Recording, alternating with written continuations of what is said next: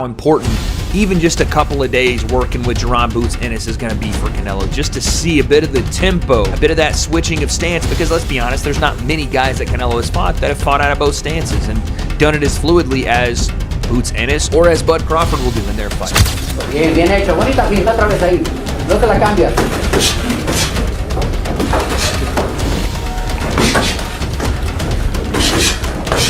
Crawford fight, not Crawford. I don't think Boots fight like Crawford at all. That was just, I think the comparisons they was making initially was just that they both were switch hitters and they both could be so naturally. That's really the only thing that they do the same. The boxing community was left buzzing when reports surfaced that Canelo Alvarez is putting in rounds with Jaron "Boots" Ennis as he sharpens himself for Terence Crawford. This surprise collaboration immediately flipped the fight narrative on its head, signaling Alvarez is willing to embrace risk for perfection. Bien, bien, bien. Dando la cintura. Bien, bien hecho. Bonita pinta otra vez ahí. No te la cambias.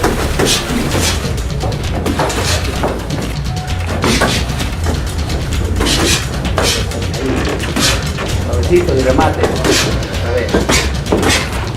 Remate rápido.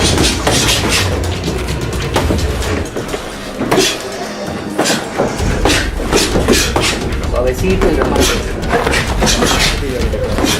Un pasito atrás y ahorita.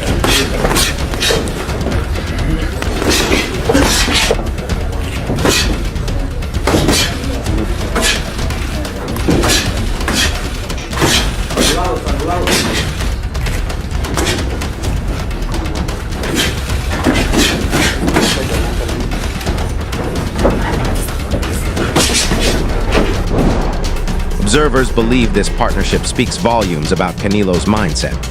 Former world champion Andre Durrell praised the move, noting it shows Alvarez's absolute commitment to being razor-sharp by September. Ennis brings speed, explosiveness, and adaptability, qualities Crawford thrives on, making him the closest stylistic mirror Canelo could find. For Alvarez's team, including Boots, is both respect for Crawford's skill set and proof of their no-complacency approach. Every round with Ennis tests timing, reactions, and toughness, ensuring Alvarez enters fight night with his sharpest form, leaving no excuses or blind spots. Canelo, I do believe this is get back on Crawford for not taking the fight with Boots back in 2024 when Boots called him out. But Crawford was on the bigger and better things, baby. That bigger and better things being Canelo Alvarez, September 13, 2025. Bigger legacy, bigger name, bigger payday, bigger status. So, too little, too late, Boots. But I am looking forward to how you advance in your career after this, because this camp is definitely going to level you up, man. You're going to get better because of it in every aspect. Toughness, skill set, smarts. You're going to get a lot from this camp, champ. And I'm looking forward to seeing what you do because of it. You're already a bad man, dog. I want to see where you take it from here. But Crawford, it's over. I believe he's walking away in the sunset, especially if he walking away with the victory, which I'm hoping for. But you, champ, you got to settle for something else. You Canelo that work, man. He gonna need it. He gonna need it. According to Roy Jones, Canelo got to be on his A game. You got to be on yours too, man. We're looking forward to seeing what you do after this. It's raining on me right now, so I'm gonna cut this short, baby.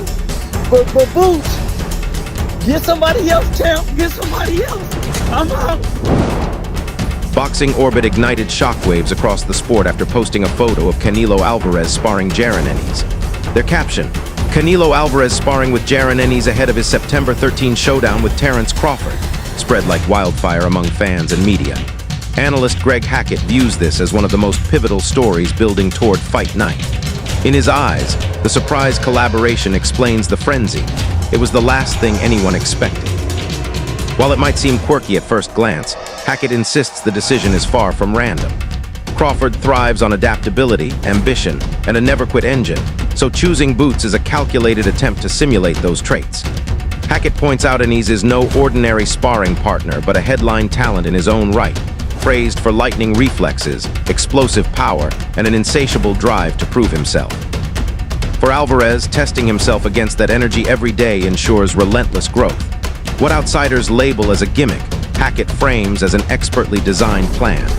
To him, Alvarez's camp is making it clear they respect Crawford's brilliance and are building preparation to cover every angle. When the lights switch on in September, Canelo won't be surprised. He'll already be conditioned for the chaos Crawford brings. I don't know, because there's things I know about camp and how they want things to go. So is it gonna be that way? Is y'all gonna try to alter the camp, or is y'all gonna let them go? Or I mean, is y'all looking to still? Give me the psychology behind both sides. What does Jaron Ennis get from this? What does Canelo Alvarez get from this? I mean, Jaron Ennis get from it being in with the elite, a guy who's prepared for everything. One thing you can't say about Canelo is that he hasn't seen something. Canelo's seen southpaws, he's seen tall guys, short guys, slick fighters, he's seen bulls, he's been up against everything. So you get a world of experience with a guy like Canelo. You get a guy who's in full confidence with a guy like Canelo. So with that type of boxing, I would see Canelo really not worried about so much of what Boots trying to do to him, but really just paying attention to him. But then it's the same, like, I don't know, I can see Boots kind of like, I think the mindset for Boots would be not only to prove I can hang, but to also be trying to see what comes with this shit. You know what I'm saying? I don't know, but I don't think I would do that. I don't know. It's just me. I just think the only reason I say that because I think Boots can get that fight. I think Boots can get that fight. And I'm saying that because, you know, the reason I say I wouldn't do it is because I wouldn't spar you and then here go a year later they fight. I mean, that's for as much as it does for Canelo, it does for Boots though, right? If that were to be the case. Yeah, but there's so many ways it could go. And what I'm saying is, if I was to be where Boots is right now, one thing we can all agree on, everybody hates Boots right now. They mad at Boots, right? Not everyone sees it as perfect preparation.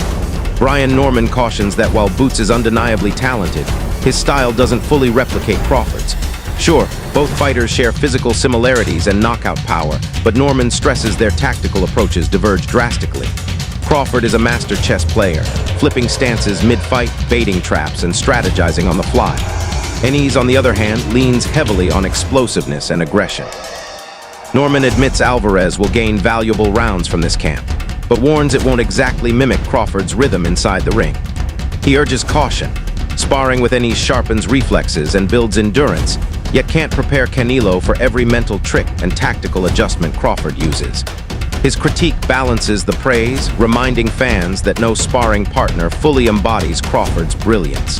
You know, whatever, we're not even like thinking about it anymore, and you were just like, you know, Canelo is slipping and stuff like that. Does it make you kind of rethink Canelo and that Crawford fight to be like, well, he's really taking it serious to bring in a guy like Jaron Ennis? Well, like I said, you know, I don't really focus on that. You know, we stay in our lane, you know, and try to get better ourselves. And whatever they do, whatever they decide to bring in or whatever, you know, I'm pretty sure they have a plan. But I don't really focus on what other people do. We focus on what we do in order to get better ourselves. Because we do have a lot of things that we need to fix and get better at. So my respects to whatever they do or whatever they're doing, you know, but at the end of the day, you know, I think it's a good thing, but we don't really focus on that, you know, what other people do. You know, like I said, we gotta get better at our craft. Despite differing opinions, many analysts agree Alvarez benefits greatly from working with Ennis. They argue that Boots delivers rare attributes, speed, tricky angles, and unrelenting pressure that few fighters can bring into a gym environment. Facing that intensity daily helps Alvarez sharpen reactions and toughen his mindset for Crawford's unpredictability. Critics admit Ennis and Crawford don't fight identically, but the difficulty of battling a fighter as skilled as Boots cannot be overstated. Each sparring session forces Alvarez to adjust, adapt, and grow sharper under fire. Experts conclude this preparation reflects the habits of greatness. Elite champions don't chase comfort. They seek the hardest tests possible to ensure that when fight night arrives, they are already forged in fire. I mean, I think it's good work. Crawford, I don't think Crawford fight. I'm not Crawford. I don't think Boots fight like Crawford at all. That was just I think the comparison they was making initially was just as they both were switch hitters and they both could be so naturally. That's really the only thing that they do the same. They don't do anything else the same, literally. So I never understood the comparison in that myself. But I think it's still a good look because all work is good work and you want the best work. You feel what I'm saying? So if Jaron Ennis is supposed to be the best work, even though he was a 47 pounder and not going up to 54, which is the same thing that Crawford was. I don't know, man. I don't know. But I do think that Boots getting a lot of unnecessary backlash about doing it, though. I don't agree with the backlash he's getting about, you know what I'm saying, going to spar, getting that paycheck, getting that experience. Because I think he needed it anyway. I always talk trash about him, always staying in Philly, hiding in Philly. You don't want to go outside to spar. You don't want to go outside to do nothing else. So in this case right here, I think it's well needed for his career. It's needed for the building of a fighter. You know what I'm saying?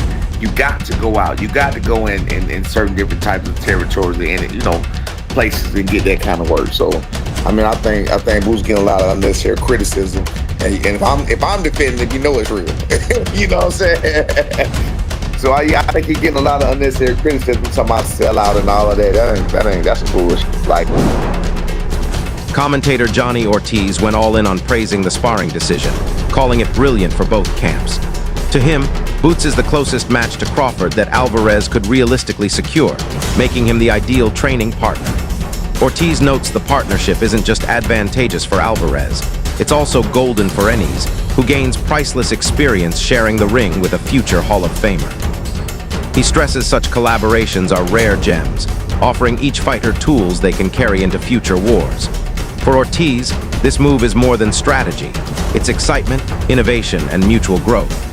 His enthusiastic take reframes the partnership as not only smart, but also electrifying, fueling fan anticipation in the build-up to September's clash. I don't think that Crawford is fighting the best Canelo anymore. Again, the Canelo I'm talking about, I mean, second Golovkin fight, I thought was fucking incredible. That was... when was that? That feels like a long time ago. Second Golovkin fight was 2018. So I'm saying peak Canelo, although still very, very good people, peak Canelo for me was 6 years ago. It's a long time. 5.5 years, that's a long time.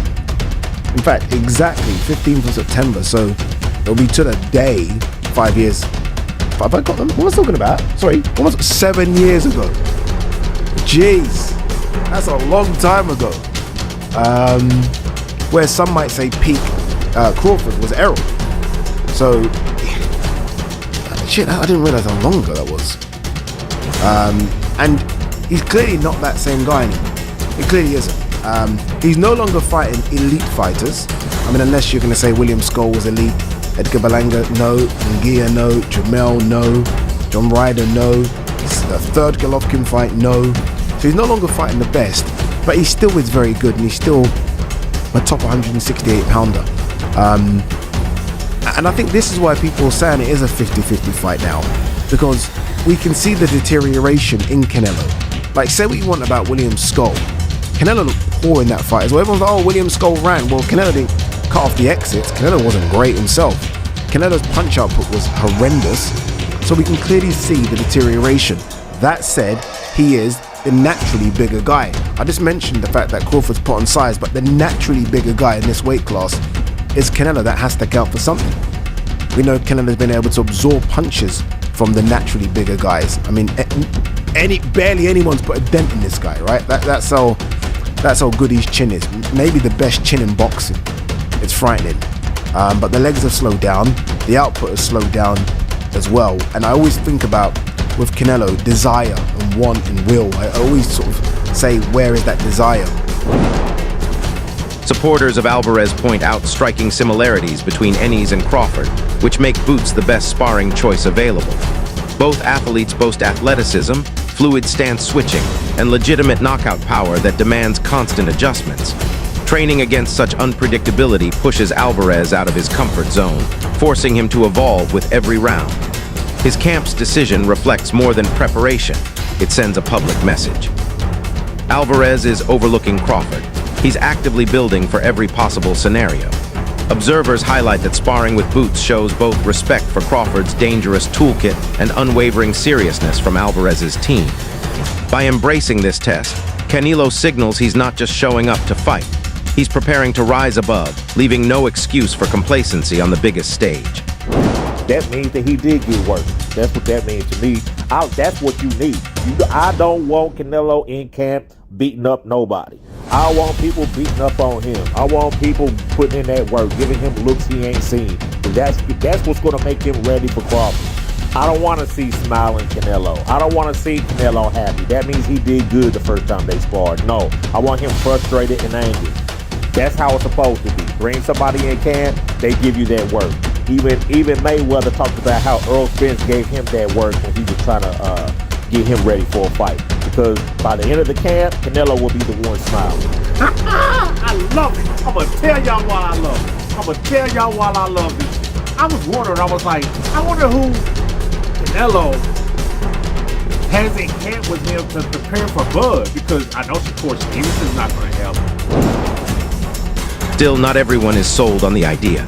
Some critics argue that despite Ennis' immense talent, this choice has stirred controversy. They note that style, cultural background, and psychological makeup all matter in elite fight preparation, and sparring alone cannot replicate Crawford's mindset or fight IQ. Skeptics worry Alvarez may rely too heavily on the belief that Boots represents Crawford, potentially leaving gaps exposed. Others suggest the move could backfire if Canelo assumes he solved Crawford simply by battling Ennis in camp. The backlash underscores boxing's complexity. Physical preparation is one thing, but mental warfare, adaptability, and unique ring intelligence cannot be duplicated in sparring. For doubters, the message is clear. While this training sharpens Alvarez, it doesn't guarantee victory against a fighter as cerebral and unpredictable as Terence Crawford. Makes sense, and it's definitely a good experience for both. Eddie Reynoso and Canelo, shout out to them, because now it shows that they serious with a real game plan, and Boots is, to me, everybody's perfect opponent. I wouldn't say opponent, perfect sparring partner to have to replicate Crawford, because they both switch hitters and stuff like that, and they got dog in them and reflexes for sure. So it shows Canelo serious, and on Boots end, to be able to spar a Hall of Famer, top tier guy, it gave him great experience, and you can tell he really wants it.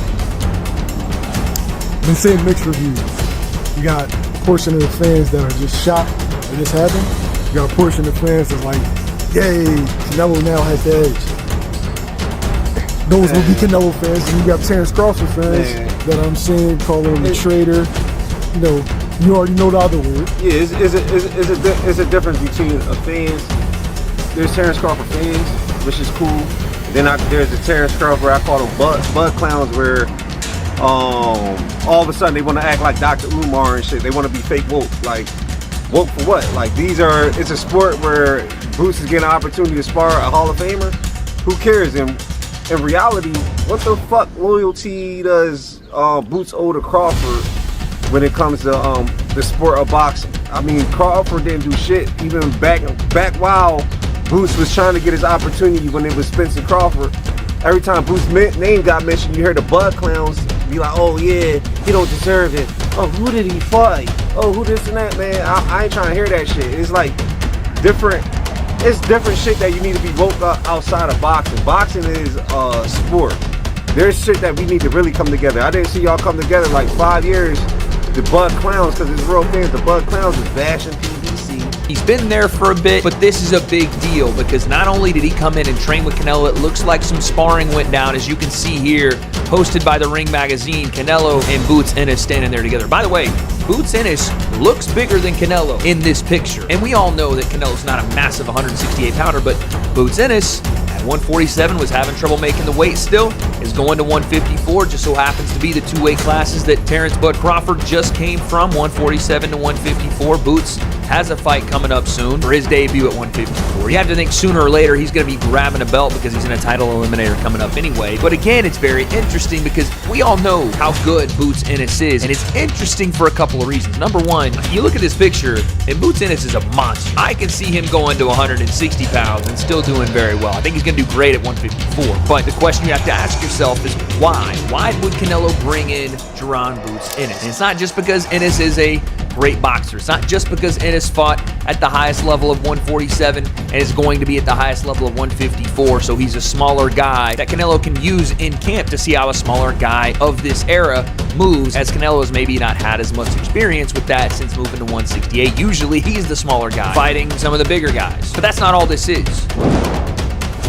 That wraps up today's breakdown. Make sure to subscribe and stay locked in for more explosive updates on this mega showdown, because the real drama is only beginning.